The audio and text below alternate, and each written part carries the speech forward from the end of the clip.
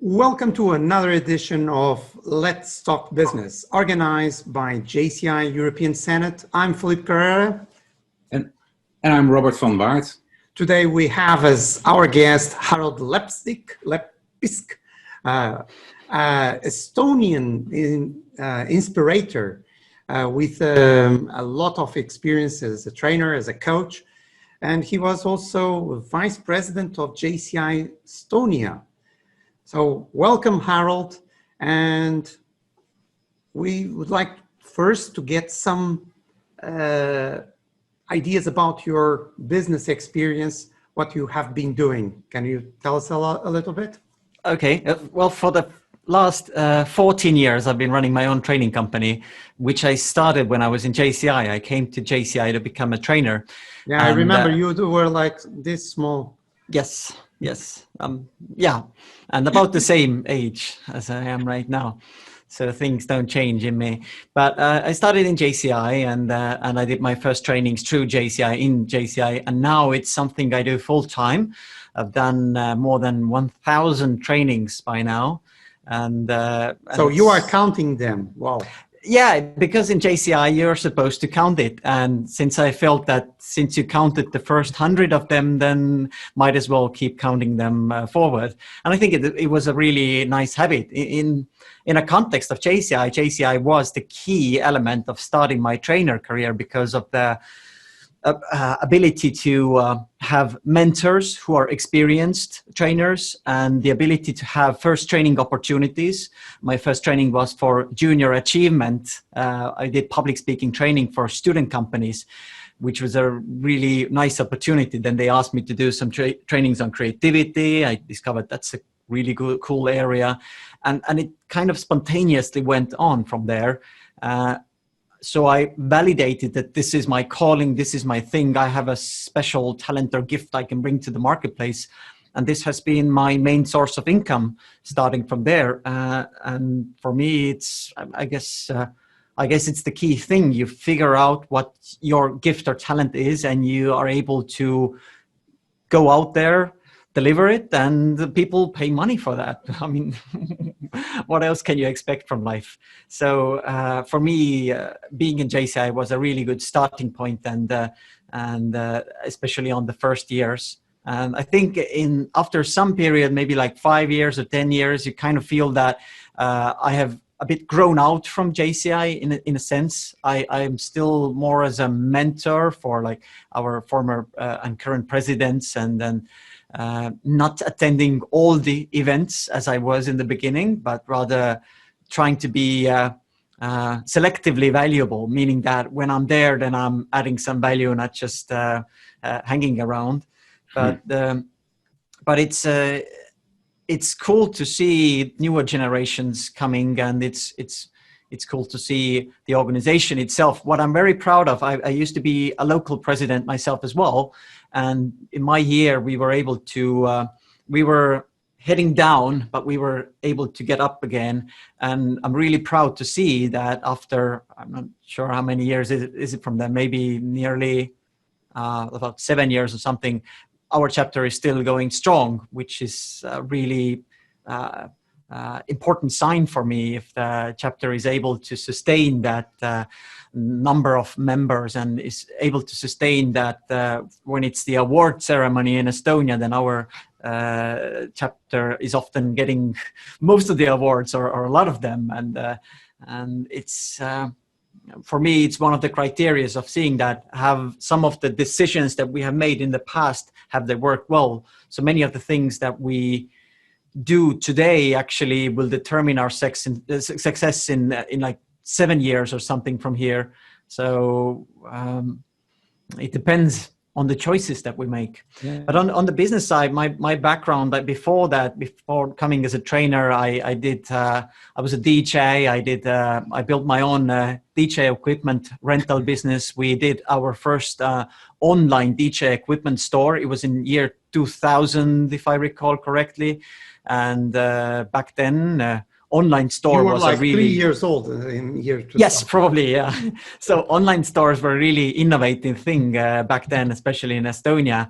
And these were like the starting points where I figured out that entrepreneurship is a really exciting thing. And one of the key reasons, I think, for me is that I've always managed to monetize my passions, because when I was a DJ, that was my thing, that was my world, that was my vision, that when I was 40 I would be a DJ in some cool rave club in Germany or whichever the thing is. That used to be my vision. Luckily I have a newer vision now as a trainer, but for me, entrepreneurship is a very positive thing, because it means you can apply your talents and you can make money with that. And this means that you can sustain living and performing your gifts and talents.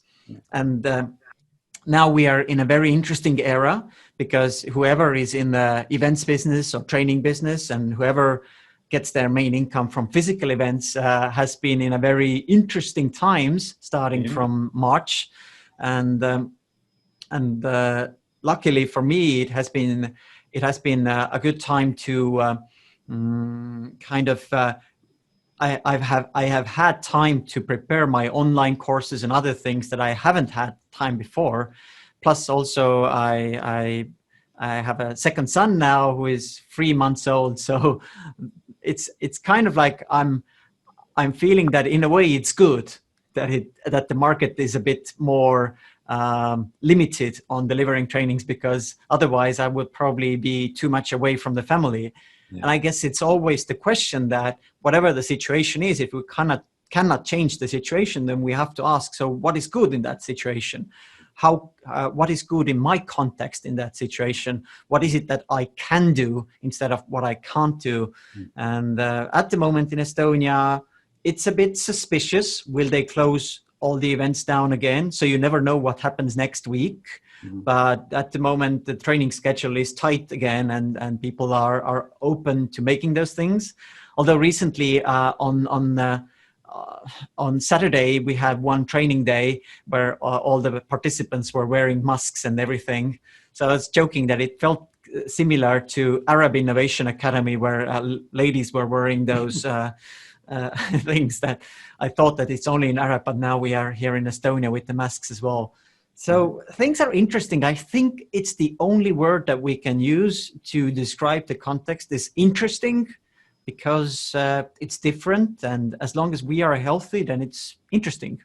It's interesting, very interesting, Harald. But is interesting good or is it bad? Is there a value for it on it? Yeah. Is it interesting? When you say word interesting, it arises curiosity in you, and curiosity means opportunities or something I can learn. And one thing that even if it's a bit tough time, I think sometimes the tough thing isn't maybe the corona thing, but tough thing is just when you have 2 little kids at home and handling all that stuff. Maybe sometimes that's even tougher. When it's tough, it's when they close the kindergarten. How to balance it. So it's interesting because you know that this too shall pass, and one day when you look back, then it made you stronger. Otherwise, if it wouldn't have come, maybe you would have been in your comfort zone. So it really makes us think things true in training industry as well. We have to really ask, do we always have to organize trainings, or should we really ask what are valuable training events? Maybe actually we should skip a lot of them. Maybe we should do them in different formats. I think those interesting times make us ask more interesting questions, and hopefully I'm hopeful on that one, that after a year or two we look back and we see that it took us forward. Now the only key is, how are we able to sustain ourselves mentally, mostly emotionally? That is the key thing, because if we hurt ourselves mentally and emotionally, that is something that is tougher to fix later on. But in other contexts, then it's not that tricky. I'm personally very, I've kind of been feeling that for the past 2 or 3 years, I'm always feeling that the economy will soon go like crash down, but it hasn't, because they've been pumping money into the economy, and it's kind of like a person who is tired, but you force them to drink coffee. that's what's going on in the economy, that actually we need to let some air out, but instead we're pumping money in, which is basically like we have a person who is injured and we're pumping him up with ecstasy, coffee, stuff like that. I was thinking that it was something stronger than coffee. Yes. So basically the party will continue, but physically it's the system basically it's like a JCI conference. You end up the day with the trainings, with General Assembly, and then you are like at 3, 4 o'clock in the morning and you are still jumping up and down, and at 7 o'clock you have a training. So we can relate, the three of us, to that experience. Harold, I have a question that is at the same time a comment, because I think we live in moments that we need a lot of creativity. And I remember that I learned one thing with you back when we were doing a training together in Romania, if you remember correctly. Yes. That we had, I remember one special dinner that we were crying of so much laughing because we actually used your creativity formula. That was, instead of saying but of not. It's like, usually it's like yes, but instead we use yes and. And so we started to create a story, a crazy story that didn't stop, because it was like and we reached levels of creativity that were very, very interesting. And this is a small trick that I learned from that dinner, and it's something very interesting. For instance, I use it when doing an email.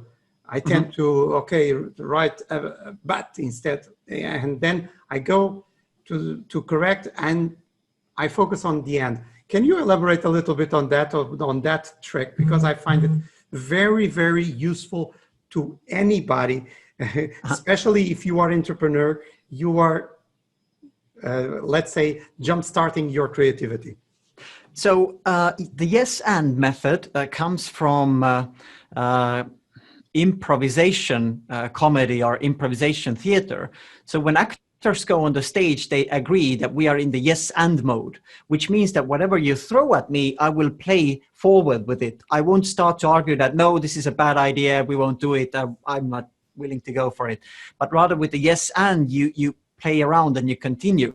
And when we take it on the business context, then it's very easy that, for example, let's say you have a tough time in your business and you're thinking, okay, I could open this new service and start providing it over there. And then you have immediately that reaction with yourself or your business partner that, yes, that's a nice idea, but we can't do it because, I don't know, we're not good at it, or we don't have the resources, or we don't know how to build this technology or website. And often our ideas die in that moment. But the key thing with the ideas is that ideas, when they are born, they are like babies. And babies, well, you don't expect a baby to walk immediately. You don't expect a baby to find a wife or a husband and get married and get children immediately. You let them grow a little bit, right? And that's the same thing with ideas. The first idea is always kind of crap. What makes the idea good is when you develop it, when you get feedback, when you validate the idea. And that's why the yes and principle means that when you have this initial idea, yes, it is crap, but you have to keep running. You have to keep going with that idea. You have to further develop that on before you decide that we can't do it, because you can figure out ways to do it.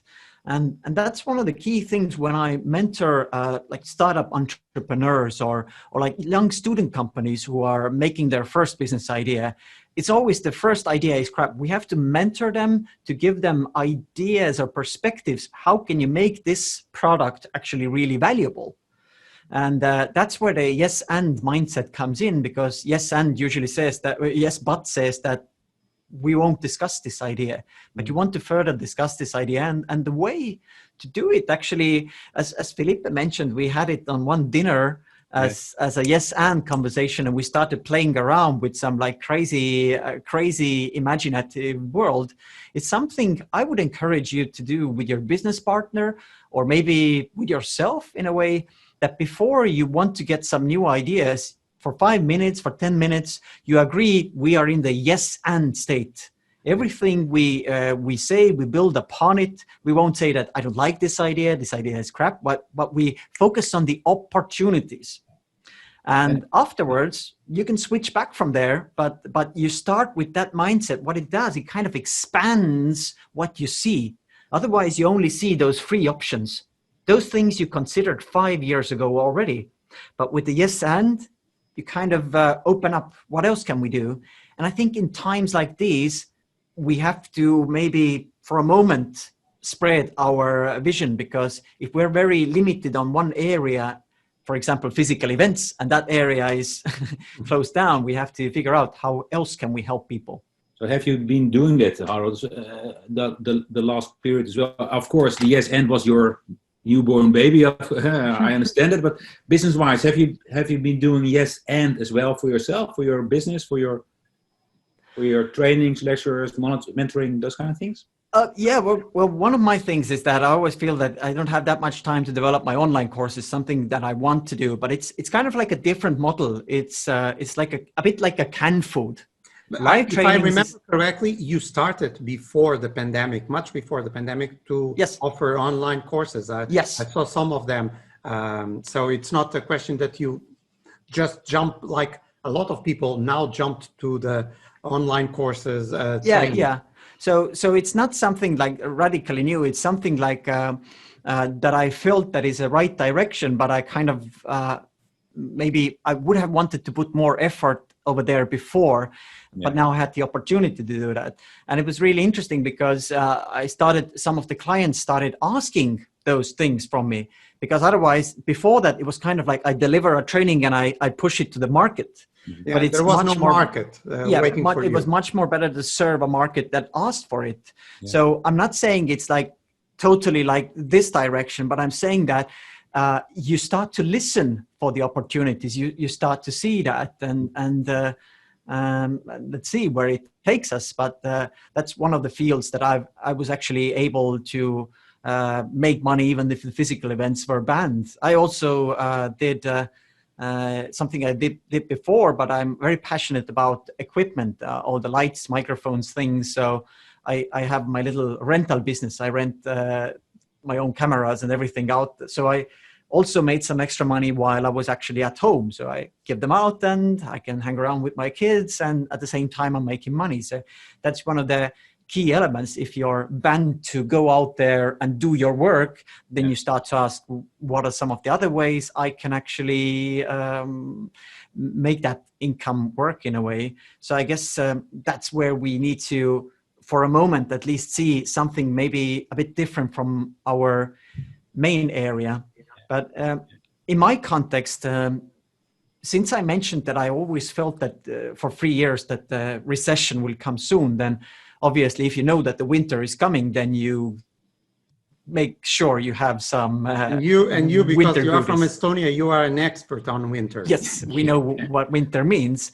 So for me, another thing is that since I knew that I will have a second kid, then I made sure I have enough monetary resources that I actually don't need to do all that stuff. I could live 2 or 3 years without any extra income, because of the savings and because of the cost of my lifestyle, which is very reasonably thought out. And that kind of gives me this safety that I don't need to do that stuff to survive, but I can do that to express myself creatively. And I actually personally believe that as a human being, I'm not able to just sit for years and do nothing. I need to create. I need to put something out there.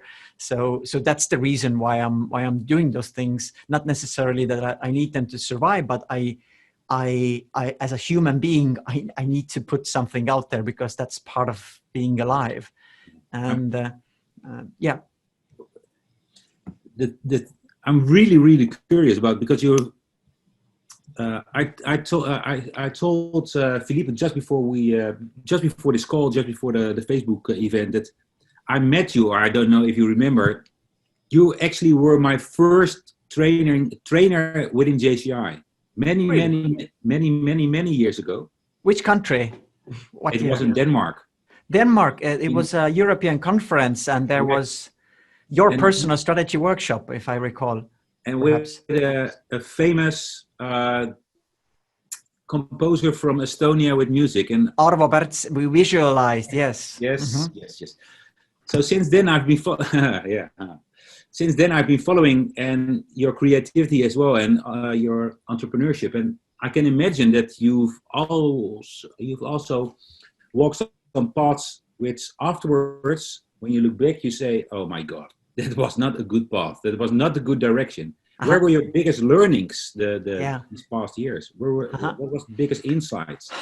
So I think since I'm very, by nature, I'm a very careful person. So my background is in economics, and in economics, I've studied a lot about risk management and everything. So my decisions are always quite well thought through, and I don't lose large amounts of money on things that don't work. I rather test them on a very tiny scale. I guess in that context, the biggest regrets rather would be of not jumping on some train earlier before, or at least for me, it's kind of like something of not shipping those things before. Many of the things that I've created, for example, online courses or things, is kind of something that idea I had several of years ago, and the final thing went live after a couple of years of that. But I could have done it earlier. So I think my, in a way, biggest mistake is perhaps polishing a bit too much. It's rather, whenever we have a product, you should push a little bit out to the market and just close it and do it, because for polishing, you work on those minor details and that doesn't matter that much, but you could have had that launched earlier before. And for example, online courses in that context is something if you reach it out there, then you have time to work it on. But for example, my first bigger online course was actually a big disappointment for me. I was expecting I will upload it to Udemy and magic will work and millions of people will find it. But obviously it's full of algorithms. So algorithms work in a different way, and you have to really understand how it works, that if you get a lot of traction in the beginning, they will show it and so forth. So I didn't get I was very disappointed on the results that I got, especially in the monetary wise. It was like, I put so much time in there, but the result is so bad. So I kind of was a bit sad about it, or maybe disappointed in the e-learning industry for a year or two. But then at one moment I decided that, okay, I feel I want to cover this one topic, mentoring.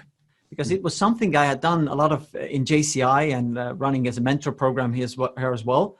And I decided I would just create the course and give it away for free. That's all.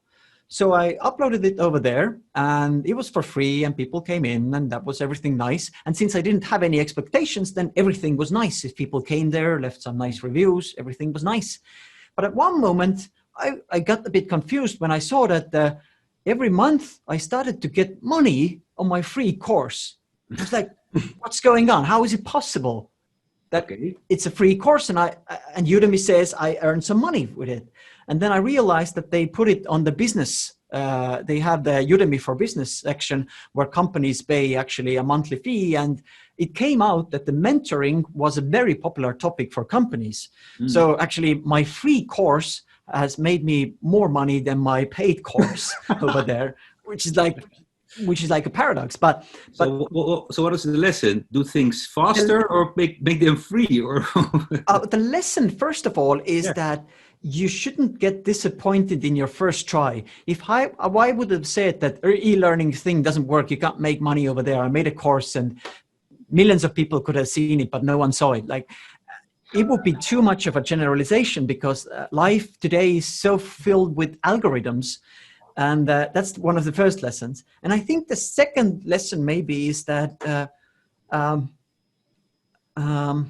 well, it could be, or it could be some other lesson, but I think in my context is that do something that you really feel that you want to put out there in the world, even if it doesn't make any money for you. if you really believe that this is something that needs to be covered. But then again, I don't know, maybe I was just lucky that someone discovered that of my course. But the point is that when I started seeing revenue coming in from that, and a lot of people subscribing for it, even the free ones, not the Udemy business, that gave me confidence to actually work on the other courses as well. And then mostly I've done some, next ones are on public speaking and so forth. And I actually became, for me, it even became more valuable from the money. It became so exciting to see the impact of how many students you have and what's the feedback you get from there. And I think that's one of the key things that in business, if you only go in for the money, then you are likely to be disappointed in the beginning, because it is unlikely that you will be so lucky and get significant amount of money over there. But if you go in for something that you actually care and you want to help people, and if any money comes, then this, whatever the amount is, it's much more valuable for you, because you kind of didn't have those expectations, but rather you just want to deliver. Another learning point for any kind of digital product is that my mistake is that I don't want to put so much energy in marketing. And whatever you put out there, if you don't do marketing, then it won't fly, because people are not able to find it or recommend it. It has to be something really magical that people will be word of mouth and spreading. Maybe some of the listeners who are listening to us, maybe they have similar expectations, because they think that some guy put something out there, it went viral, and they expect that it should work for them as well. But maybe it's kind of like, not to expect that things go viral. Just put it out there and be ready to do marketing. This year I had my first book. I co-authored it with another author, and he's a marketing guy, and I really felt that he's kind of like, if I put 80% energy in my developing the content and 20% for marketing, he's more like 20% for content and 80% for marketing, because he's the guy who's actually really motivated for the sales numbers and having that number impact. And it's really good combo to have those two of them.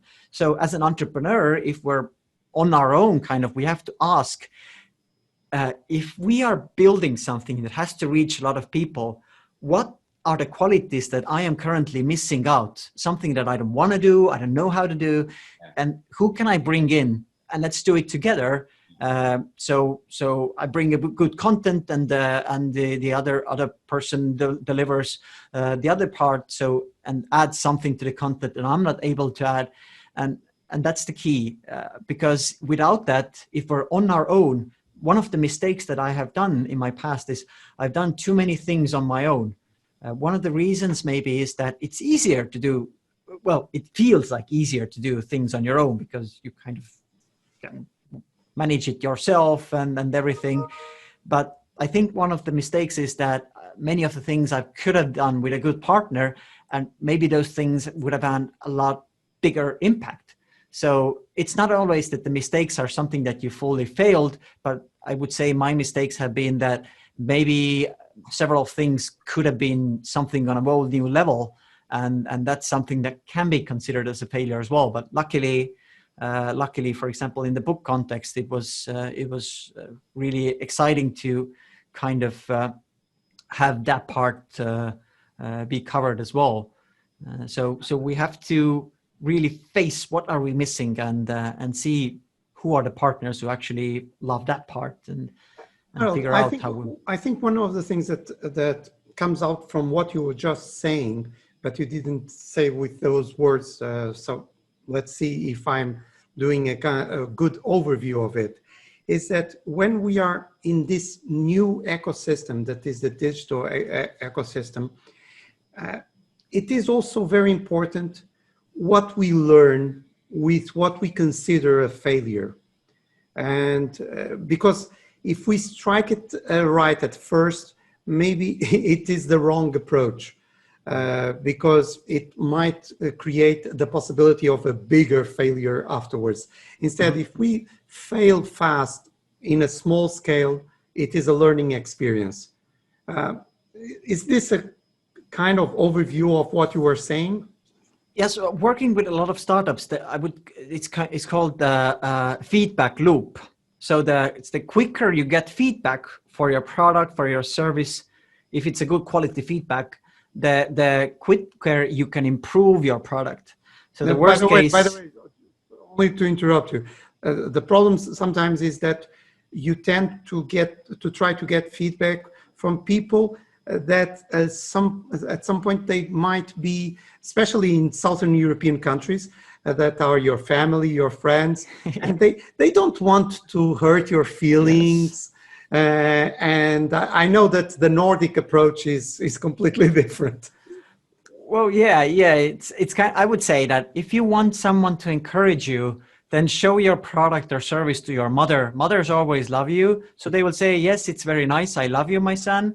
But if you want to actually get ideas what to change, then go and show it to some potential customers. Or, for example, my mindset is always when I do the business mentoring on or workshops on business idea development, I always seek for the weakest link in the idea.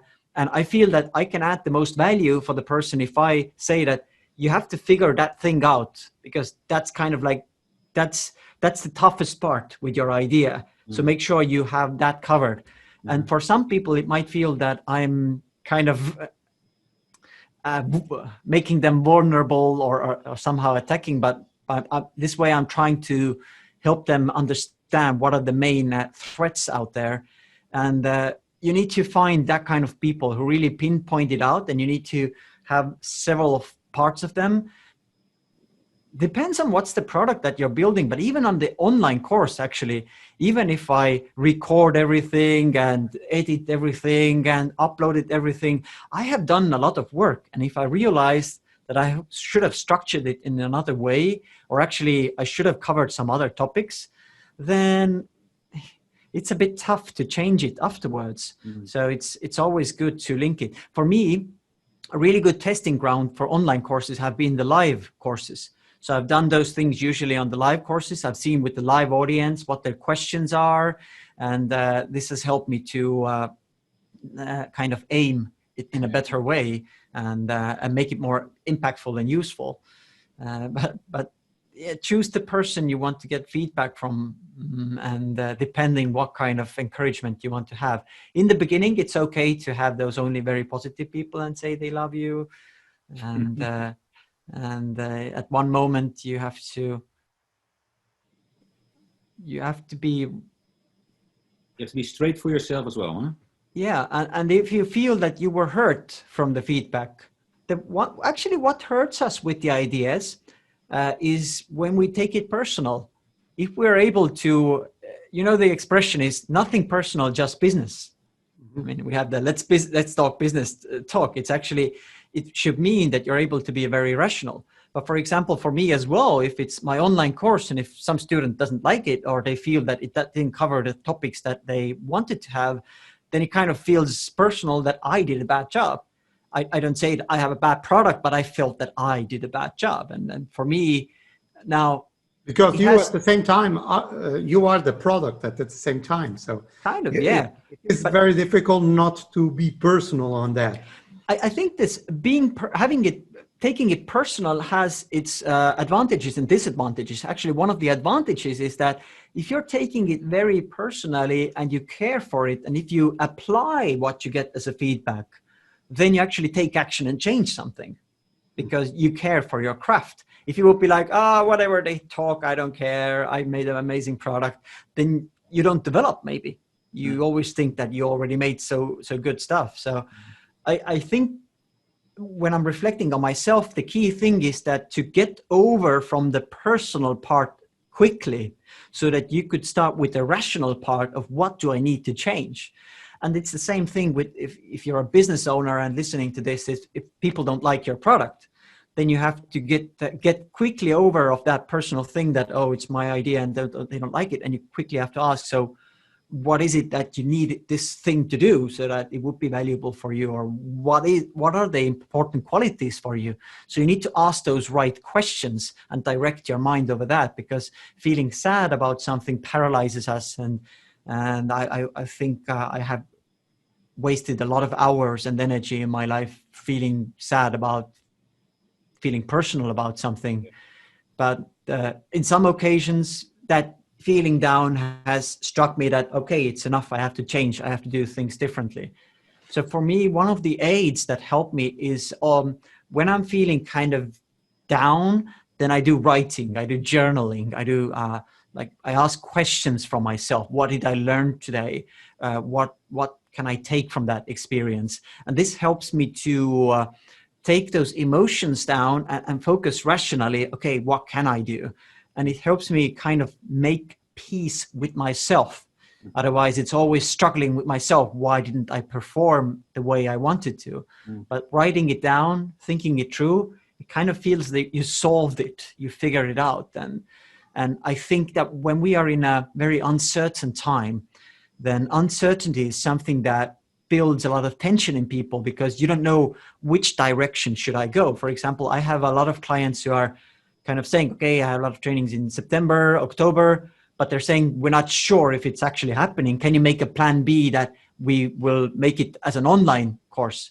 But if I'm doing workshops where people have group developments and presenting it on the stage, it's very tough to deliver that same experience on the online thing. So for me, it's always like a bit, how I do it on the online, how are the physical, what will happen? Should I focus on that one? A lot of questions. So how can I make peace in myself is both through writing or through speaking.